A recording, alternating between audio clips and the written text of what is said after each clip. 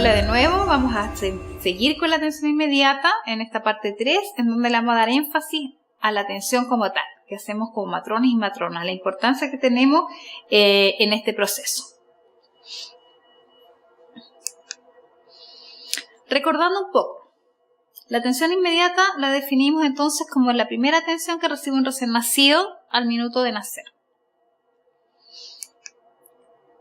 Los objetivos de la atención inmediata, para recordarlos, son vigilar la adaptación cardiorrespiratoria del recién nacido a la vía extrauterina, cautalar el logro de una adecuada termorregulación, fomentar el apego, principalmente con su madre y el padre, iniciar la lactancia materna, pesquisar precozmente malformaciones congénitas u otras patologías, realizar la antropometría del recién nacido y efectuar las profilaxis.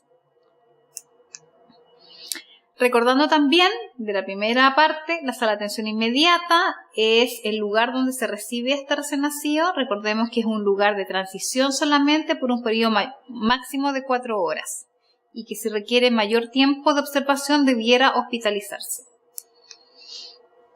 ¿Qué tenemos que hacer para planificar nuestra atención inmediata? Aparte de lo que vimos también en la primera parte en relación, en la primera unidad o parte de la clase, de la sala como tal, de la preparación, habíamos quedado pendiente con la parte de la anamnesis, de la A de la mnemotecnia ACADOE.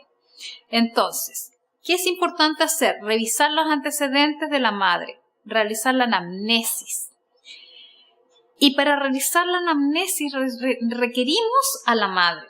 La principal fuente de información en este caso es la madre. Cuando estamos en la atención inmediata como matrones, estamos en la obligación de ir a la unidad o a la sala de prepartos, en donde está la madre, antes de tener su hijo, y revisar el cuaderno de control prenatal, revisar el ingreso, cuando ella ingresó al control prenatal, a las cuantas semanas, revisar cómo fue su evolución durante el control de embarazo, las presiones que tuvo, cuánto subió de peso, su estado nutricional, si fue derivada al dentista, cómo están los resultados de sus exámenes, cómo le salió el examen de orina, había microorganismo o no, qué microorganismo era, se trató la infección urinaria o no, con cuál antibiótico, se hizo el examen de control, cuál es su grupo IRH, cómo estaba su glicemia, cómo está el hematocrito, tuvo anemia o no tuvo anemia, se trató los resultados de los VDRL en busca de la sífilis, los resultados de las enfermedades de Chagas, todo lo que la paciente traiga de tener control, sobre todo también las ecografías. La primera ecografía que también nos ayuda para cotejar la edad gestacional si es realizada en forma precoz antes de las 12 semanas, las ecografías posteriores para ver la anatomía fetal, todos esos datos los tenemos que saber con anticipación. Tenemos que también con la madre ahí en trabajo parto indagar cómo ha sido esta evolución del trabajo de parto. ¿Cuántas horas lleva el trabajo parto? ¿Con cuántos centímetros ingresó de dilatación? ¿Cómo está el líquido amniótico? ¿Cómo está la monitorización de los latidos cardíacos? ¿Cómo está la evolución de las contracciones de ella en 10 minutos? ¿Cómo está en general el estado de evolución de este trabajo de parto? Si hay alguna situación en especial, si se rompieron las membranas, cuántas horas han transcurrido, si la paciente tiene fiebre, si se alteraron los latidos cardíacos fetales, si hay presencia de meconio. Muchos factores tenemos que ir evaluando.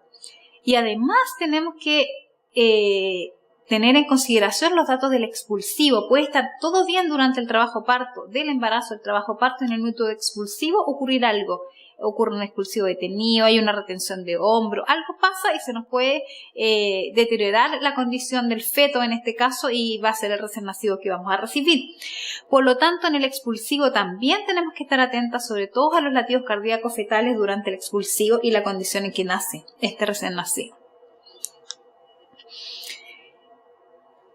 La A de la anamnesis está estipulada en que tenemos que hacer ciertas preguntas. Estas preguntas son: ¿cuál es la edad gestacional esperada? O sea, ¿qué edad gestacional tiene esta paciente de acuerdo a la fecha de última regla? ¿Cuántos recién nacidos se esperan? Si es uno o más de uno. El líquido amniótico, si está claro o no. Y si hay algún factor de riesgo adicional, como los que hemos conversado recién. Horas de membranas rotas, portadora de una infección una infección del tracto uterino, que tenga anemia, que haya habido un desprendimiento de placenta, que hayan bajado los latidos. Cualquier factor de riesgo es importante tenerlo en cuenta acá. Entonces, edad gestacional, cuánto recién nacido, cómo está el líquido, si está claro o no, y si hay algún factor de riesgo adicional, son las preguntas que nos tenemos que hacer en esta A de la anamnesis que corresponde a la sigla para ordenar la atención inmediata. Después, recordando también, tenemos que preparar la unidad.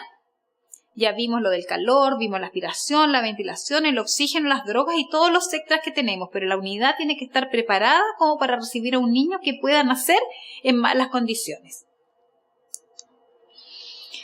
Y ahora vamos a entrar de lleno en el proceso como tal. Nos vamos a enfocar en el recién nacido de término sano, que no va a requerir reanimación. En el recién nacido que nace en buenas condiciones. Como les dije en la presentación anterior, el proceso del nacimiento es un proceso que es complejo, que es uno de los más difíciles que vivenciamos como seres humanos. El ambiente uterino es un ambiente que es totalmente diferente al ambiente exuterino. Es un ambiente que es oscuro, el feto está en un ambiente líquido, está con los ruidos atenuados, está contenido dentro del útero materno con presión. Su respiración y su alimentación es a través de la placenta. Y llega a este mundo extrauterino en un ambiente que es luminoso, el que en medio ya no es líquido, es aéreo, en que la respiración y la alimentación ya no corre por parte de la placenta, sino que él tiene que empezar a respirar a través de sus pulmones. Recuerden que los pulmones estaban llenos de líquido y se tiene que vaciar, o sea, reabsorber y eliminar parte de este líquido y empezar a llenar de aire, lo que significa también en los cambios en la circulación neonatal, cambio de la circulación fetal a la circulación neonatal. Son muchos cambios que ocurre, el cierre funcional del ductus, la primera inspiración, el cambio de color, la homeostasis, son muchos cambios. Pero además ese feto estuvo en contacto íntimo con su madre y llega a un ambiente totalmente diferente y hostil para este recién nacido. Por lo tanto, las hormonas del estrés están disparadas tanto en la madre como en el recién nacido. Por lo tanto, nuestras acciones tienen que estar enfocadas en eso, en recordar eso y en hacer esta transición de la vía fetal a la vía extrauterina lo más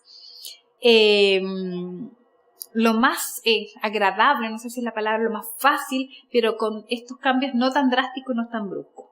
Frente a cualquier nacimiento, sí, pues no sabemos la condición en que van a ser la guagua, el recién nacido, nos tenemos que hacer preguntas.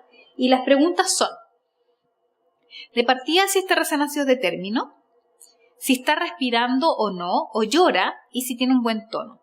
Un recién nacido que es de término, que está llorando, que respira bien y tiene un buen tono muscular, significa que es un recién nacido que está en buenas condiciones. Teniendo un recién nacido en estas condiciones, de término, con un líquido claro, que respira bien, que tiene un buen tono muscular y no tiene a la vista mayores anomalías o alteraciones o malformaciones congénitas, lo que yo debo hacer con este recién nacido es recibirlo, idealmente ponerlo sobre el abdomen de la madre y hacer un pinzamiento tardío del cordón.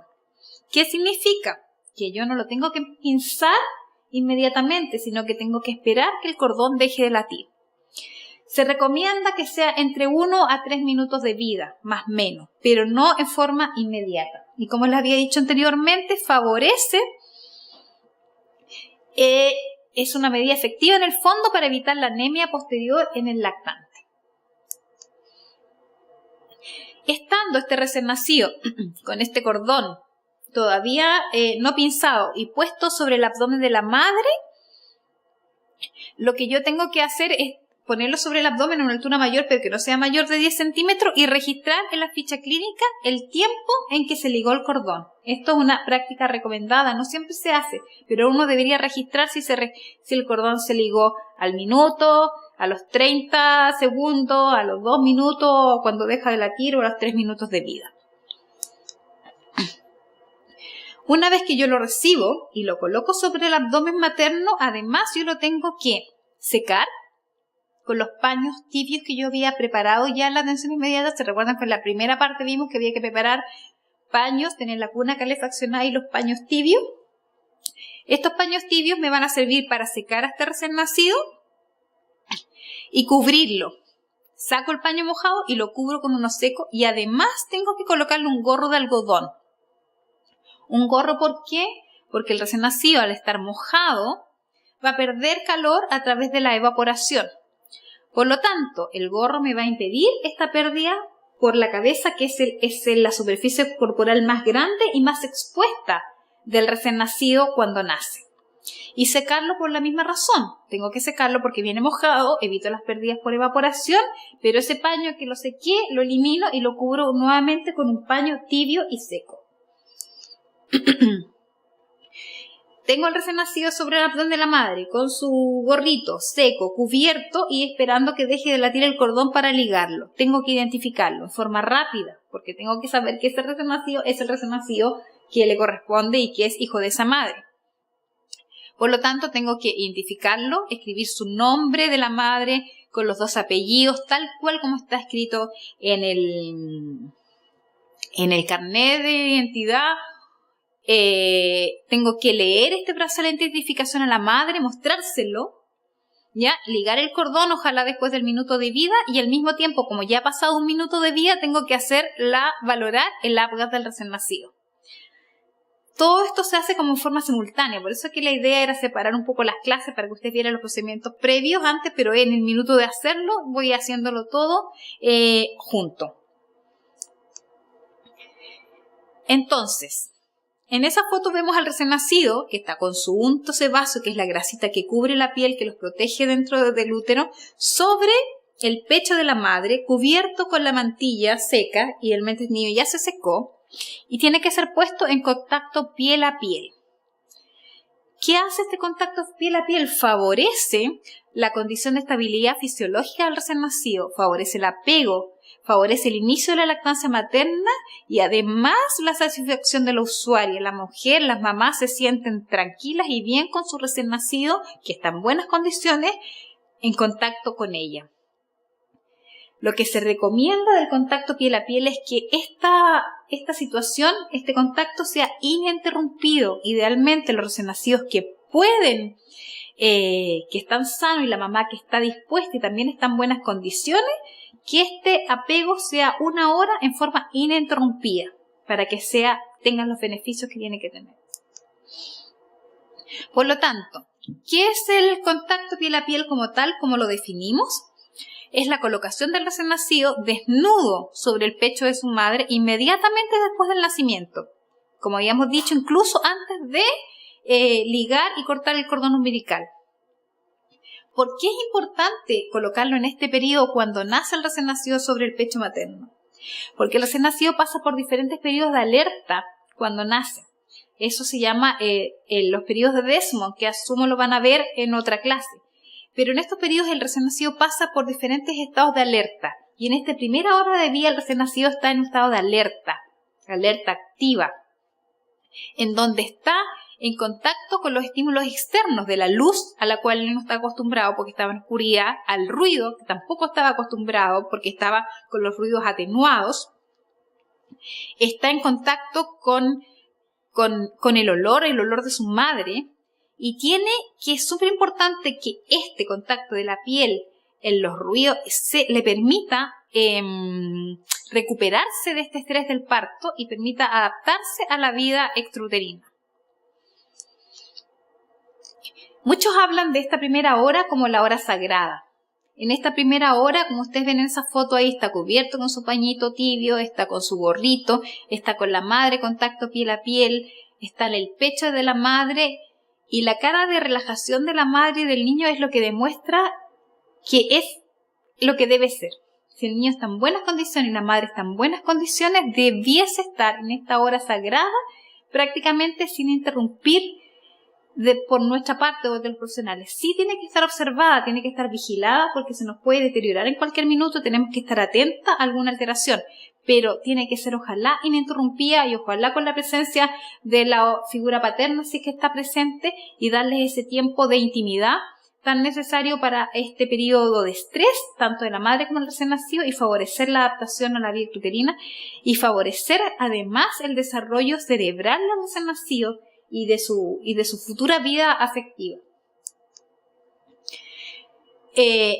Acá, como ustedes lo ven, está despierto, está alerta. Este periodo es súper importante, súper sensitivo al recién nacido. Mira a su madre, está a la distancia exacta para mirarla de los ojos de él a la hoja. Puede buscar el pecho, puede empezar la primera alimentación.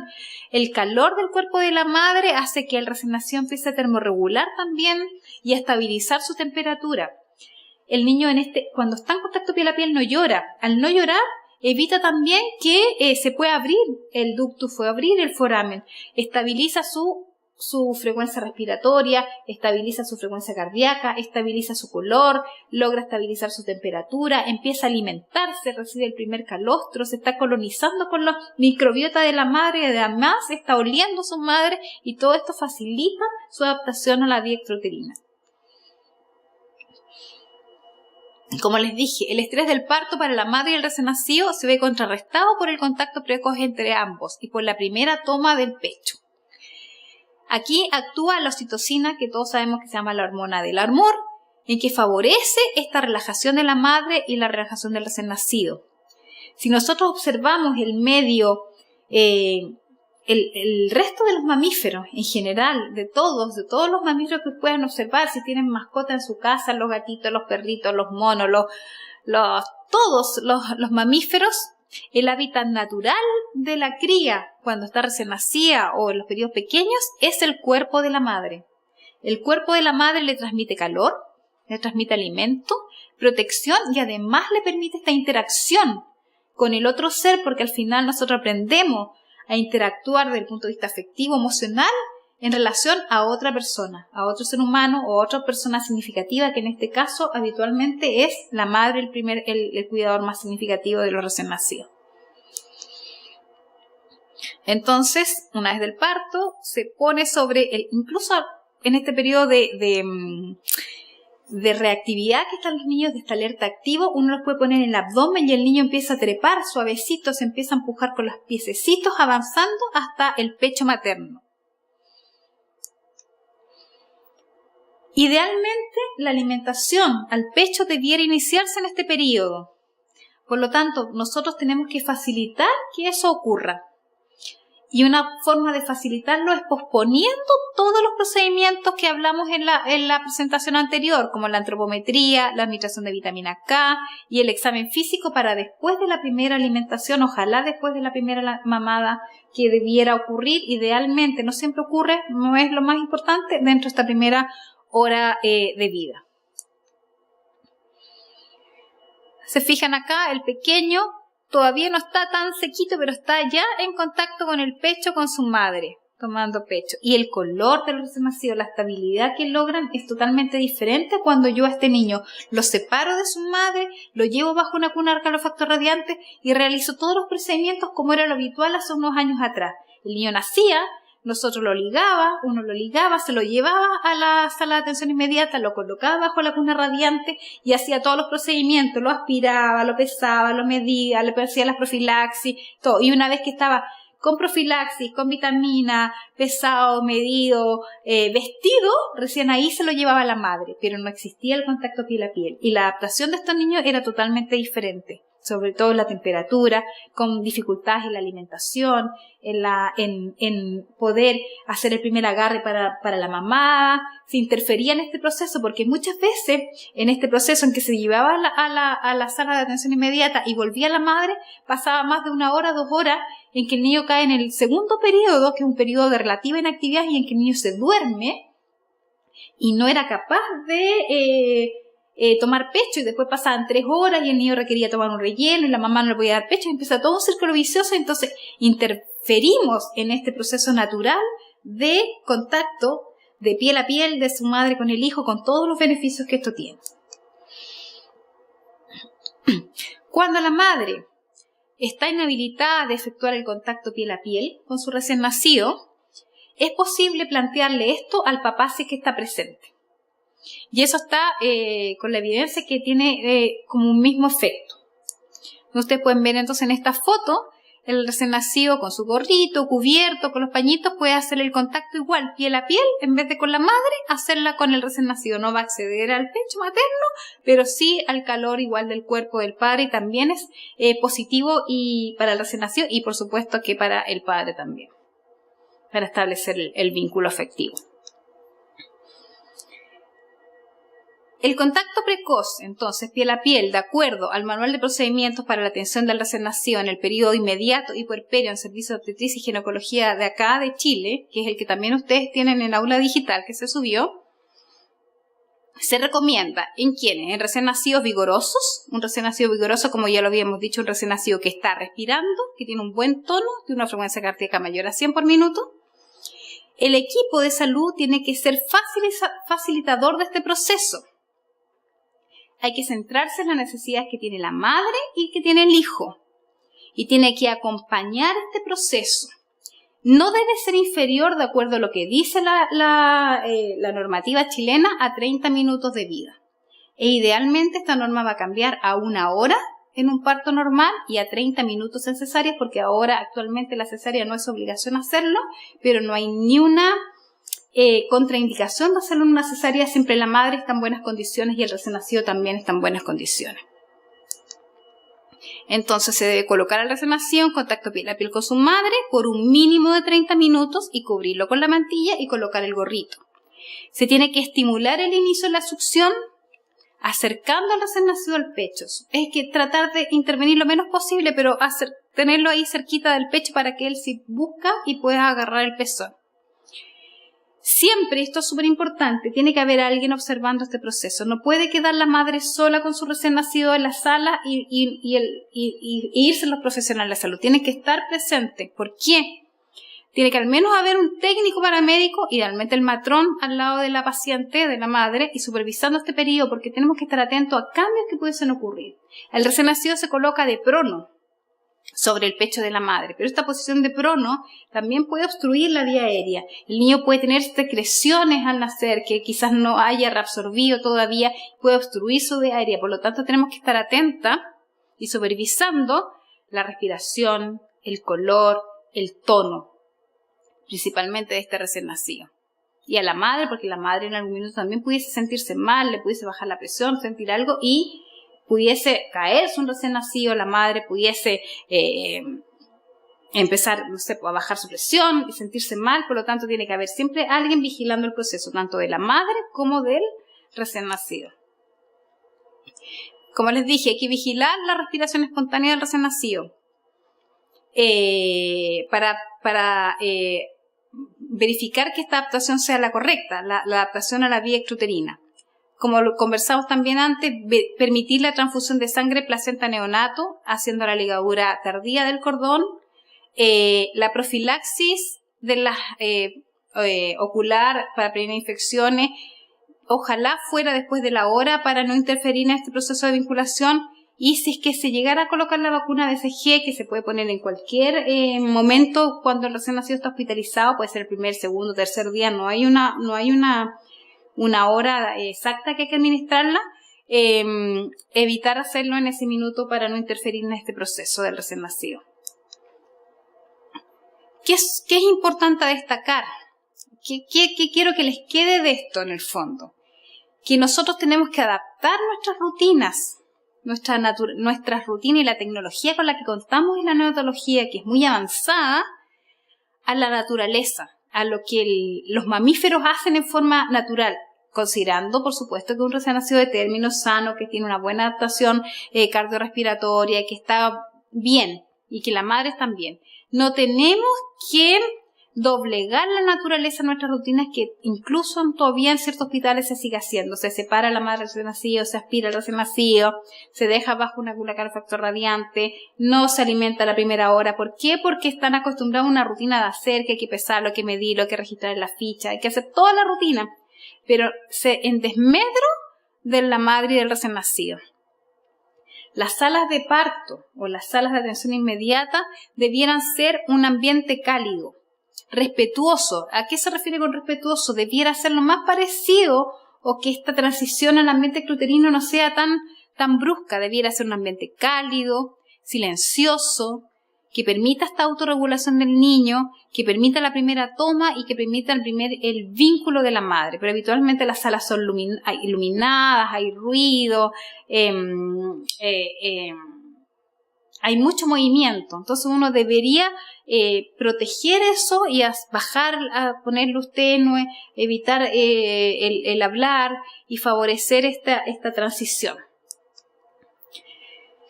Que quiero también que ustedes tengan claro que el contacto piel a piel es una práctica que es beneficiosa y eso está comprobado. Facilita el vínculo afectivo, permite esta adaptación postnatal y favorece el inicio de la lactancia materna. Que se debe realizar, y esto debería ser como obligación, es casi un derecho del recién nacido sano el tener contacto piel a piel con su madre. Es un derecho de la madre exigir el contacto piel a piel con su hijo. Debe realizarse a todo recién nacido que se encuentre sano y estable y la madre en las mismas condiciones. Una madre sana y un recién nacido sano no debiera tener ni una objeción en poder realizar el contacto piel a piel. No deberíamos tener objeciones porque hay que pesarlo, que pedirlo, que el médico lo tiene que ver, porque se tiene que ir. No, debería priorizarse a la madre y a su hijo. Siempre, como les he recalcado, el proceso debe estar supervisado por un profesional competente en la valoración del recién nacido, del tono, de la coloración y de la respiración.